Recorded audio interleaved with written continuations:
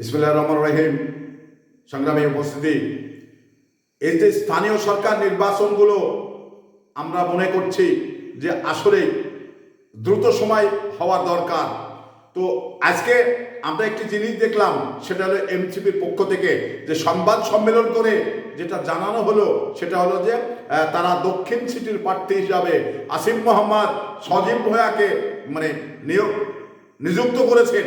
তো সেই জায়গা থেকে এবার দক্ষিণের যে নির্বাচন করবেন সেটা হলো যে আবার বিএনপির পক্ষ থেকে যেমন ইশরাক একসময় নির্বাচন করেছিলেন, তারপরে এখন হয়তোবা তাকেই বিএনপি থেকে দিতে পারেন। তো এখানে আমরা এই নির্বাচনটা তারা কিন্তু অভিযোগ করছেন যে দলীয় ধানের শীষ প্রতীকে নির্বাচন করায় তারা কিন্তু এই নির্বাচনটাকে প্রশ্নবিদ্ধ করবেন, এই নির্বাচনটাকে তাদের পক্ষে নেওয়ার জন্যে তারা কিন্তু ধানের শীষ প্রতীকে নির্বাচন করার কথা আলোচনা করছেন। তো সে জায়গা থেকে আমি যে কথাটি বলি, এবার আসিফ মোহাম্মদ এবং সজীব ভূঁইয়া তারা আসলে কতটুকু জনপ্রিয় এবং তারা এই বাংলাদেশে কোন নির্বাচন করে বিজয় অর্জন করবে এই ধরনের আশঙ্কা খুব কম রয়েছে। তো তারপরেও দেখুন, এই যে নাহিদ সে কিন্তু এমপি হয়েছেন এবং হান্নান মাসুদ সে কিন্তু এমপি হয়েছেন এবং হাসনাত আব্দুল্লাহ সে কিন্তু এমপি হয়েছেন। তো এখানে তাদের স্ব সিটে কি অবস্থায় তারা নির্বাচিত হয়েছেন এটা কিন্তু বাংলাদেশের মানুষ জানে। তো সেই জায়গা থেকে তারা দক্ষিণ সিটির মতো একটি ইম্পর্টেন্ট জায়গা তারা নির্বাচন করবেন। তো নির্বাচন গণতান্ত্রিক অধিকার, কেউ করতে চাইলে তাকে বাধা দেওয়ার কিছু নেই, সে নির্বাচন করতে পারবে।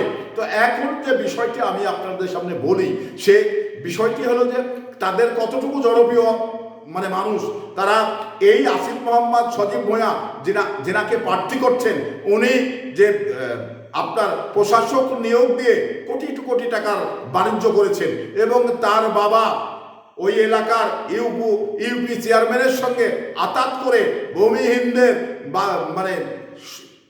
বাসস্থান ছাড়া করেছেন, মাথা গোজার ঠাঁইটুকু পর্যন্ত কেড়ে নিয়েছেন। তো এই ধরনের মানুষকে আসলেই সিটি কর্পোরেশনে একজন প্রার্থী করায় তারা কতটুকু লাভবান হবে এবং কতটুকু ডেভেলপ হবে, এটা একটি বড় বিষয়।